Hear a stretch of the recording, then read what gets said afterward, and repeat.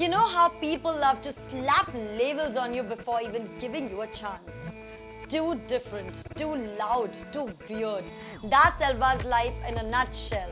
Born with green skin, instantly judged, instantly pushed aside, and that's where Wicked hits different. It's not just a musical, it's a mirror for anyone who's ever felt like the outsider. At Shiz University, Elba meets Glinda, the total opposite. Blonde, adored, living the life Elba never could. At first, they clash, like seriously clash. But slowly, something unexpected happens, then they connect. Their friendship becomes the heart of the story. Not Dorothy, not Toto, just two girls trying to figure out who they are in the world that only wants to label them. And then comes the twist: Elba refuses to stay silent.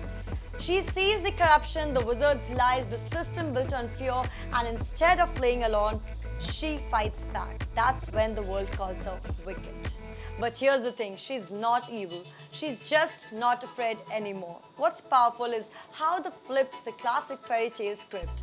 We grew up believing in good witches, bad witches, and happy endings. But Wicked shows us that the truth is always messier. Heroes are flawed, villains have reasons, and sometimes the bravest people are the ones history gets wrong to. That's why this story feels timeless. It doesn't just reimagine Ozzy, it reimagines how we see ourselves.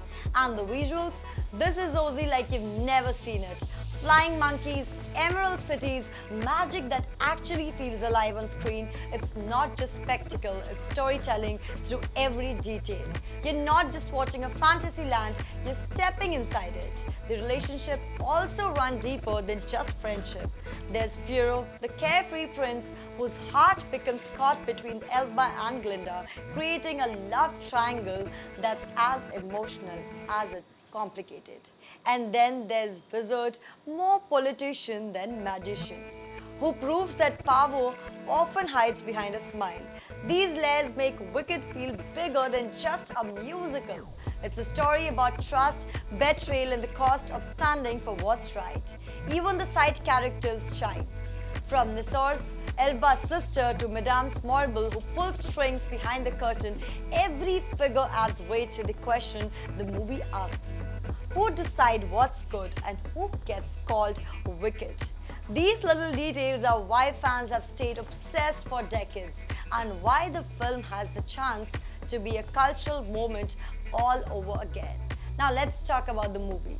Director John M. Chu isn't holding back. This is a two-part cinematic event, and the casting, Cynthia Erivo as Elba, Ariana Grande as Glinda, that's not just star power, that's chemistry waiting to explode. Cynthia's voice alone can give you goosebumps, and Ariana is bringing her charm but with more depth than we've ever seen. And of course, defying gravity, if you've heard it on the stage, you know. If you haven't, prepare yourself, because when that song hits on the big screen, it's not just a performance, it's a moment. The kind that stays with you long after the credits roll.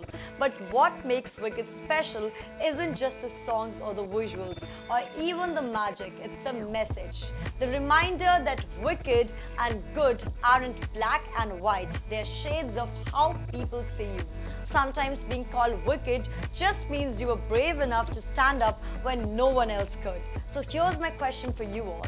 When you watch Wicked, whose side are you on? Glinda's glittery world of acceptance or Elba's fearless fight against the system? Drop your answers in the comments below and I'm going to read them all. And if you are as hyped as I am, hit the like button, subscribe and share it with someone who needs to be reminded being different isn't a curse, it's your power. Because at the end of the day, Wicked isn't about a witch, it's about us.